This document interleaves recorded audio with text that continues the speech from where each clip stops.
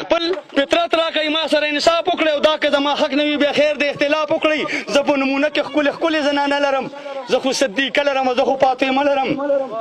زه خو یوه ښځه یم باید چې پاتې ښځه شم او زه خو ډمه نه یم چې په هر ځای کې دې ګډه شم او دا خو زما حق نه دی چې زه دې نرښځی شم زه دې اشتهار شم زه دې لچه په هر ځای شم او دغه زما حق نه دی سړو کې چې ورګډه شم دغه زما حق دی چې سړو نه زه په ډډه شم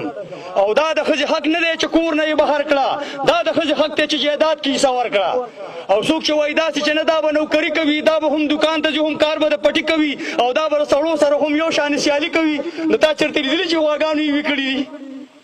دا چېرته لیدلي چې غواګانو یې وي کړي دي چا چېرته په میخو باندې هومرې ډېر راښکلي دي او داسې چې چا کړي نو چا ښه ورته ویلي دي داسې چې څوک وایي چې د ښځه د سړي په شان دغه سړی ښکاري ما تاسې د وایي په شان داسې چې څوک وایي چې د ښځه د سړي په شان دغه سړی ښکاري ما تاسې د غویي په شان او زه چې نوکرۍ لزم دا ما سره زیاتې به وي ما سره په ګېډه یا په غېږ کې یو بچی به وي او بیا چې کور ته راشم نو د کور اخلی پخلی به وي نو دا خو زه ازاده نه شم دا خو زه راګیره شم دا خو زه ازاده نه شم دا خو زه راګیره شم دا خو د اسلام او د پښتو د حد نه تېره شم او زه چې کلنډره شم زما هغه عفت څه شو ما له چې الله راکړی ځان له حیثیت څه شو زما د پلار او ورور یا د خاوند هغه عزت څه شو ما نه چې ځان خیر شولو نو ځکه دومره سپکه شوم زه خو پاس اسمان وم او سپو د لاندې ځمکه شوم او ما له خو الله داسې ځانګړی خوی راکړی و زه چې لا وړوم ما پړونه په سر کړی و لوبې هم فطرت مې ګوره ستا نه جدا کړې وې تا به بلوري او ما ګوډیانې جوړې کړې وې لوبې هم فطرت مې ګوره ستا نه جدا کړې وې تا به بلوري او ما ګوډیانې جوړې کړې وې څوک چې وایي داسې چې نه دا زمونږ په شانې دي او دا به شوګه پوګه مونږ سره روانې وي نو ستا نه دا تپوس کوم ته بچي راوړلی شي ته چې زما په شان ده که نه نو تا نه دا تپوس کوم ته بچي راوړلی شي ته څلور پنځه بچي په ګېډه ګرځولی شي ته د مور په شانې مینه زوی له ورکولی شي ته د الله خو للو غزل ویلی شي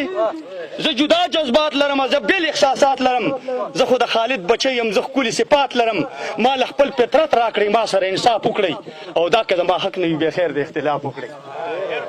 ما له خپل فطرت راکړئ ما سره انصاف وکړئ او دا که زما حق نه وي بیا خیر د اختلاف وکړئ زه په نمونه کې ښکلې زنانه لرم زه خو صدیقه لرم زه خو فاطمه لرم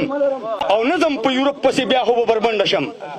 نه ځم په یورپ پسې بیا خو به بربنډه شم شپه ورځ به نه پېژنم هر وخت به په منډه شم او دا روشن خیالي رانه په زور باندې عزت اخلي